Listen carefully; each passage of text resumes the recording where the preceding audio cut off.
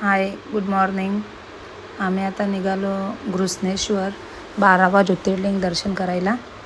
आणि त्या दिवशी खूपच पाणी पडत होता. आणि ज्या ठिकाणून आम्ही आरतीची ताट घेतली, पूजाची थाली, तिथून आम्हाला त्यावेळी छत्री दिली, कारण की माझा बाबू छोटा होता म्हणून. दर्शन घेतला. त्याच्यानंतर आम्ही निघालो रस्त्याला. ही आमची दुसरी गाडी.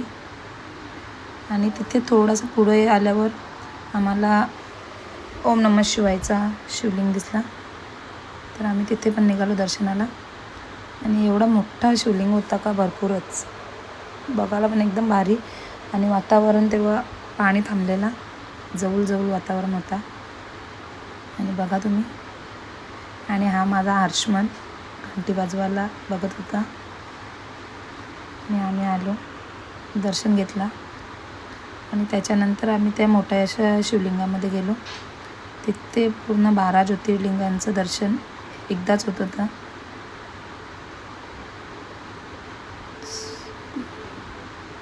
बघू शकता तुम्ही.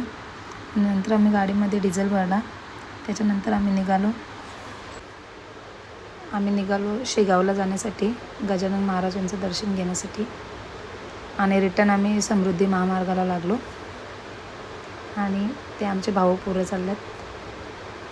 आम्ही गाडीमध्ये नाश्ता केला, कारण की समृद्धीला लागलं तर नाश्ता पाहिजेच पाहिजे. आम्ही समृद्धी उतरला थोडंसं थांबलो साईडला.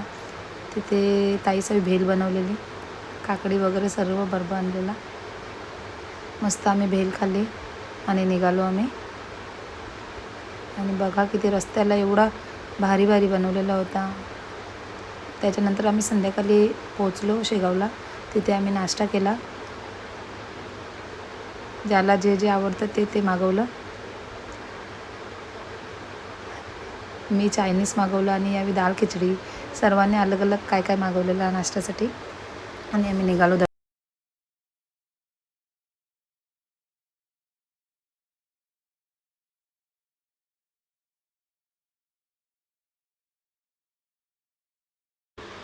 आणि शेगावला आम्ही दर्शन घेतलं.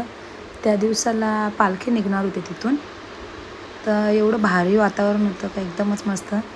हे बघा वारकरी लोक. आणि तिथे पालखी निघणार होती, तर आम्ही पालखीचं दर्शन घेतलं. आणि एवढं चांगलं वातावरण होतं तिथे, एकदम भारी. त्याच्यानंतर आम्ही निघालो श्रीच्या दर्शनाला. आणि प्रियांशचा व्हिडिओ कॉल आलेला. आम्ही त्याला बरोबर नव्हता आणला, कारण की त्याची शाळा चालू होती म्हणून. आणि बघू शकता, हर्षमन मोठ्या भावाला बघून किती खुश झाला. आणि बाबूचा फोन नंतर ठेवला. आणि लाईन एवढी मोठी होती ना का, खूपच. हा बघा मंदिर. ओके, आम्ही दर्शन घेतलं.